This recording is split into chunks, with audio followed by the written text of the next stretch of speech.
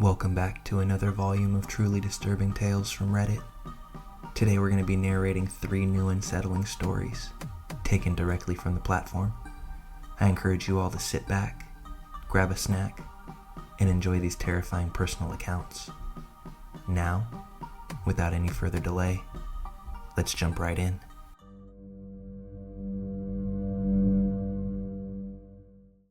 So this happened about 7 months ago.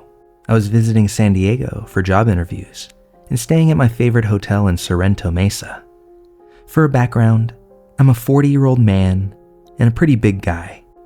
To put it into terms, I'm over 6 feet tall and a former club bouncer. Now, on to the weirdness. On my 3rd night at the hotel, I was up pretty late after hanging out with some old friends after my interviews.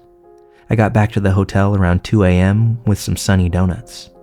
After eating a few, drinking a few more, and watching some South Park, I decided to have a smoke before heading to bed. This made it now around 3 a.m. I head downstairs and walk out front to the smoking area by the fountain, but there's another couple who are also staying at the hotel already there. I didn't want to impose on them, so I decided to just walk around the outside parts of the hotel while I smoked. I walked around the pool, the barbecue area, the basketball courts, and then started back for the side door. But as I start back towards my hotel room, a black sedan drove up alongside me and stopped. The window rolled down, and this tiny Asian woman asked if I knew how to get out of the parking lot and back to the street. Now, from where we were when she asked me, we were no more than 150 feet from the street in a straight line right in front of her. So I thought she was drunk, or maybe just blind. So I politely said, "Yeah, just keep going straight, turn left at the tree."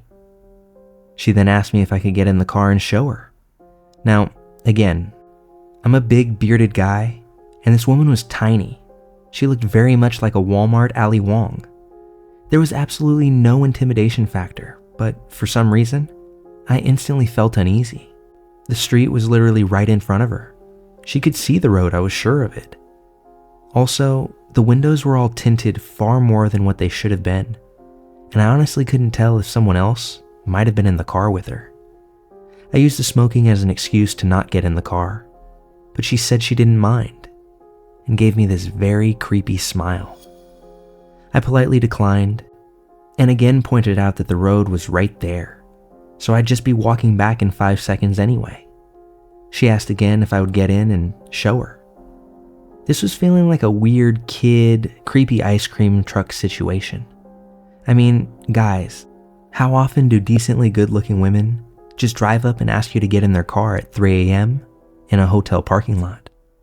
How often does anyone ask a big bearded guy to just hop on in the car under these circumstances? Nothing about this felt right. So again, I politely declined as I finished my smoke, and was luckily already standing right at the hotel side door when all this began, so I just headed back in. The woman then drove off as she rolled up the window, right exactly to the exit she had just asked me to show her. So I told the front desk about this, and they said they'd keep an eye out, but I'm pretty sure that nothing was ever done or came of this. It was just one of those things that really makes me wonder, what the hell did she want me in the car so badly for? A pretty man? I am not, so it had to be some kind of scam, or worse. I just wonder exactly how much danger I was in that night.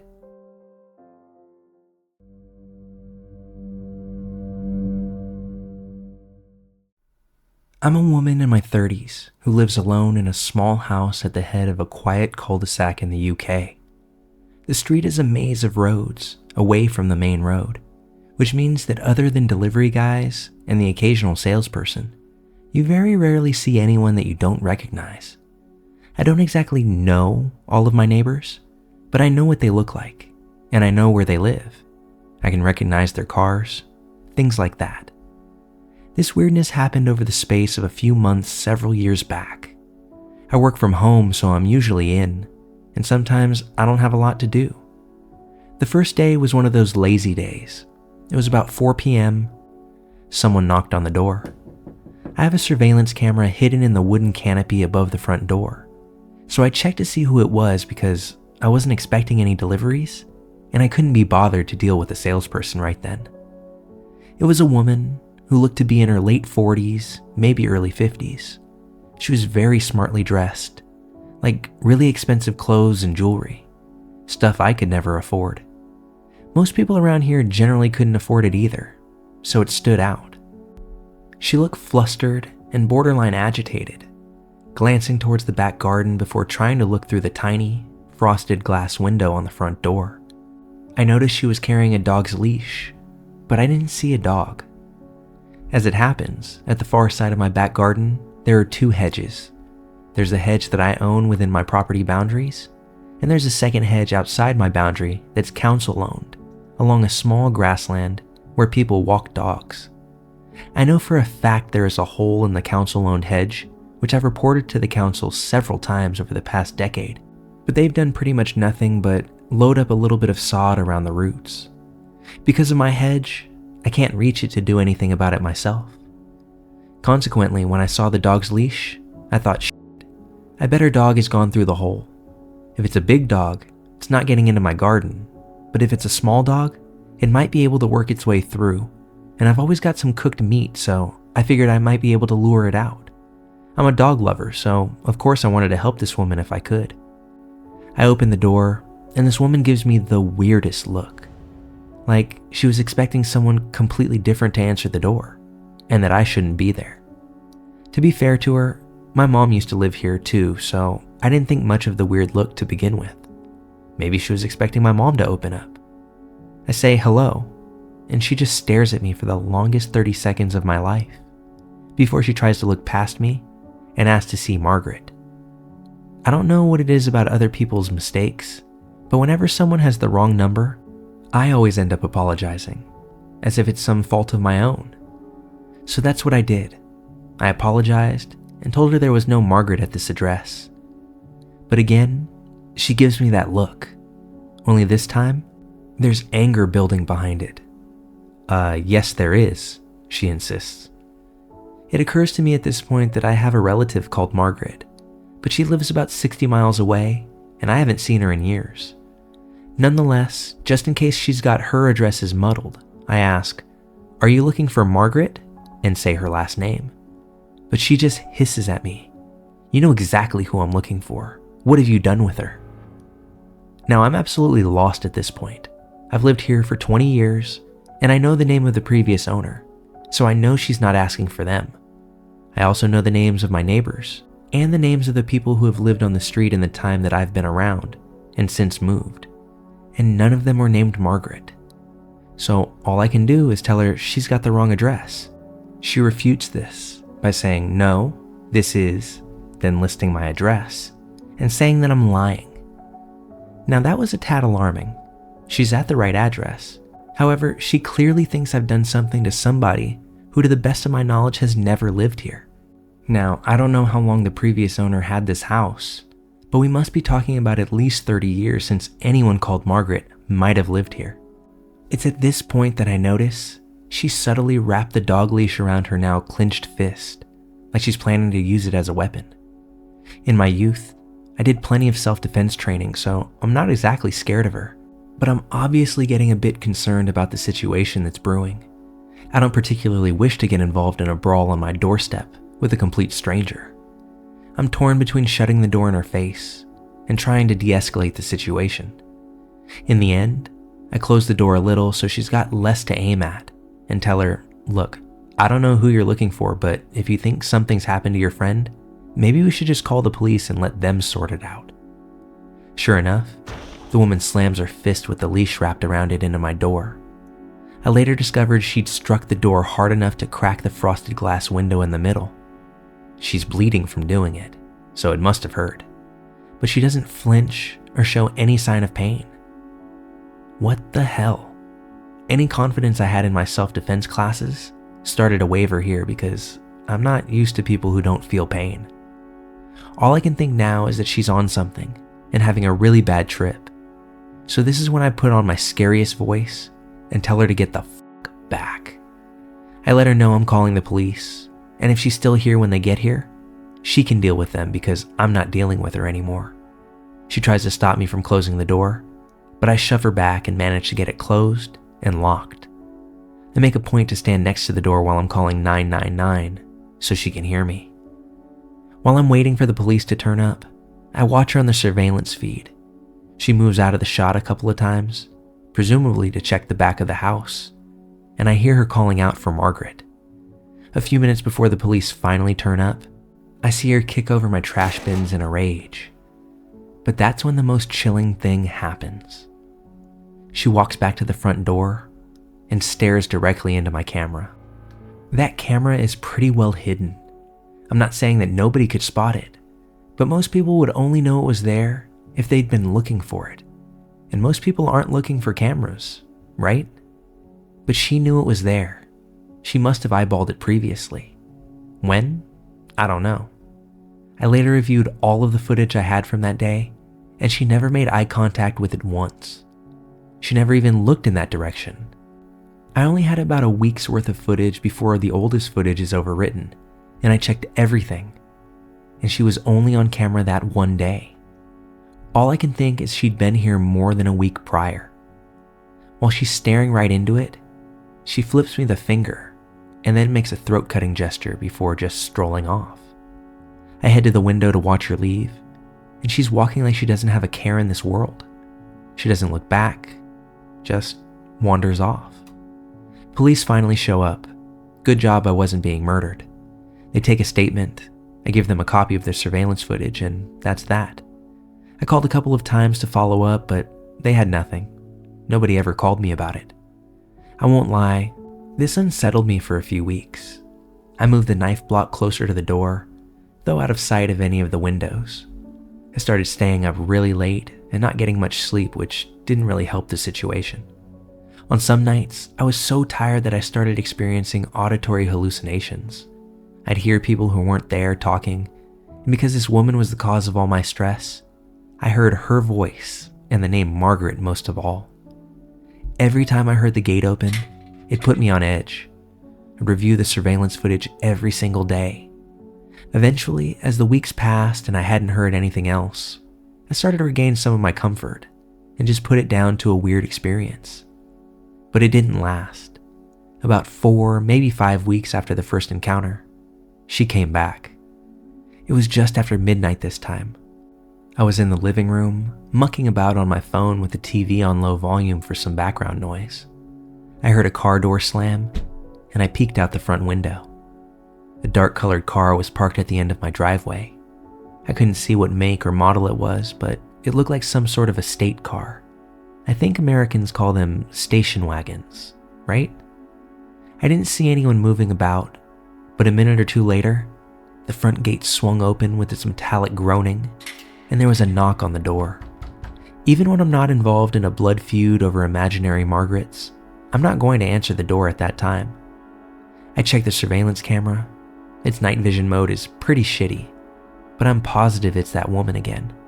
I can even see what I think is the dog's leash again. And of course, she knows I'm watching her because she looks right at the camera again. And I tell you, when someone is already giving you the heebie-jeebies, the way night vision makes people's eyes look like soulless black voids doesn't do much to make you feel better.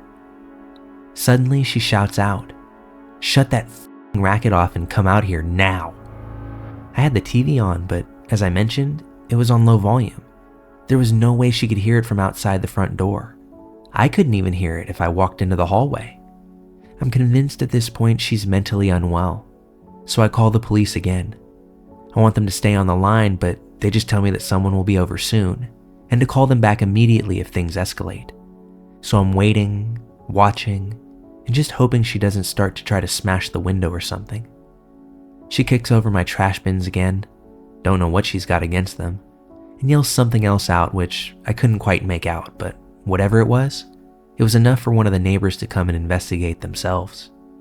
I watched the neighbor talking with her for a minute. She's demonstratively saying something, wagging her finger towards my front door, but my neighbor is eventually able to get her to leave. He even sticks around for a bit to make sure she's gone. Sadly, that also means she had left before the police turned up again, and made me feel like I was a bother to them. Another statement, handing over more security footage, more nothing. I caught up with a neighbor the next day, and he apologized because it didn't occur to him to make a note of the registration plate. But he told me that she'd said much the same thing as she'd said to me previously, that she wanted to know where Margaret was and what I'd done with her. I'm grasping for answers at this point.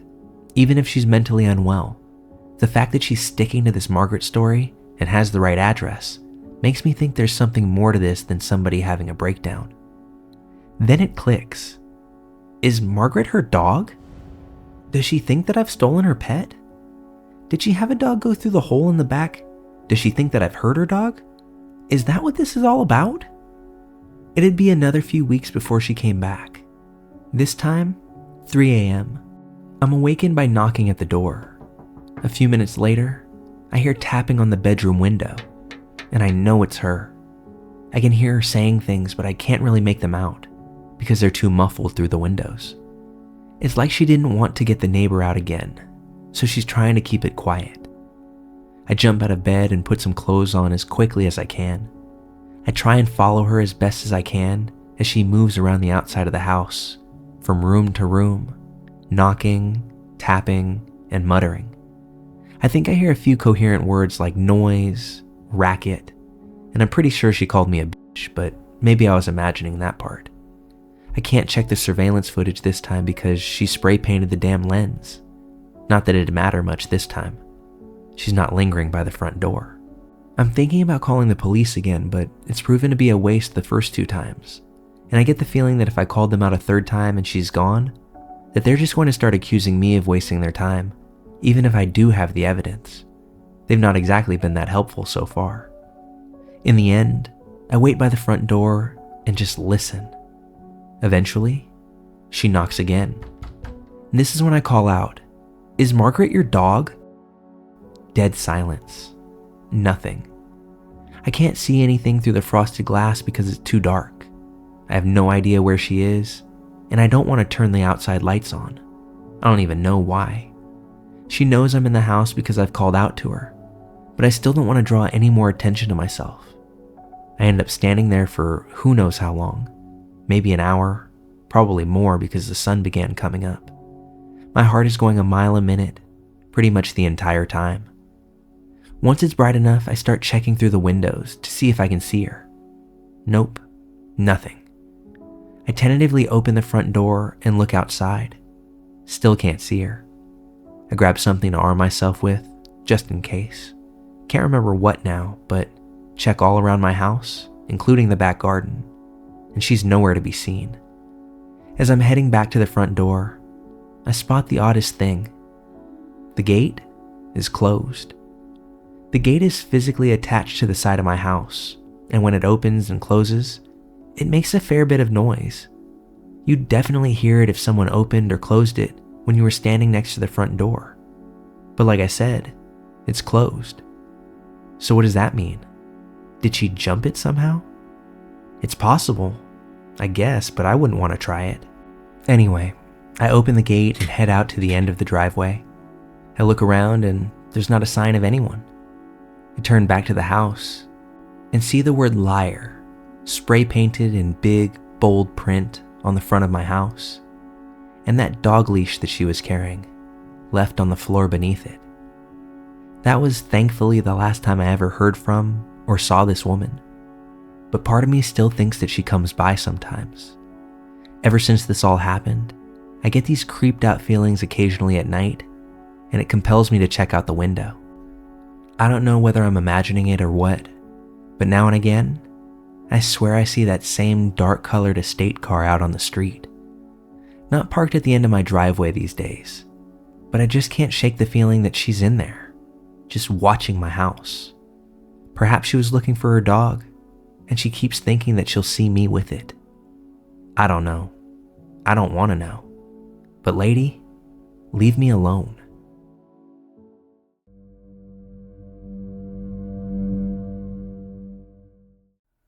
I was about 12 when this happened. Me and my mom had gone to a town 45 minutes out to do some shopping with some of her friends. I had a corn snake at home at the time, So I asked her if I could walk around to the pet store one door down from the mini supermarket we were at to compare the prices of frozen mice with our local seller. She said sure, and just to come back as soon as I was done. The pet store had been there as long as I could remember. It had a very warehouse sort of feel about it, and it was poorly lit by dim fluorescent lights that were too far above the floor. Before checking out the mice, I just wanted to check out the rest of the store, being the curious 12-year-old that I was. As I was roaming the aisles, I noticed this man. He was in every aisle that I strolled down. Bald, middle-aged, a bit tubby, wearing dark blue plumber's overalls and a dirty white shirt. It was summer and it was hot, and I remember wondering why on earth anyone would come into a non-air-conditioned building wearing overalls. This man carried a basket, but there was nothing in it. And as he slowly stalked me down each aisle, I noticed that his basket wasn't getting any more full. This is when I knew that something was up. I started walking faster, taking random turns down different aisles to see if I was just being paranoid. But there he was, always about 10 to 15 feet behind me. At some point, I thought I finally had lost him. That's when I power walked out of the pet store, and as soon as I cleared the doors, I sprinted down the street back to the supermarket my mom was in. She hadn't even made it down the second aisle completely, but I caught up to her and immediately stripped off my bright pink hoodie and slung it into the cart, as well as ripped the hair tie out of my hair. I was smart for doing that, at least I felt so, because when I looked back at the entrance of the supermarket, there was that same man, still carrying that same empty basket from the pet store, now scanning the grocery store for any sight of a 12-year-old girl in a bright pink hoodie and ponytail. When we left, I saw that man in his van as he drove away, a plain white van, like something out of a true crime documentary or horror film. I think about him sometimes, and how I think that if he caught up to me before I got to that supermarket on that quiet Wednesday afternoon, what horrors could have awaited me in the back of that creepy plain van. Guy in the overalls who followed me out of the pet store without even putting down his basket. Even after 10 years, I'm glad to never meet again.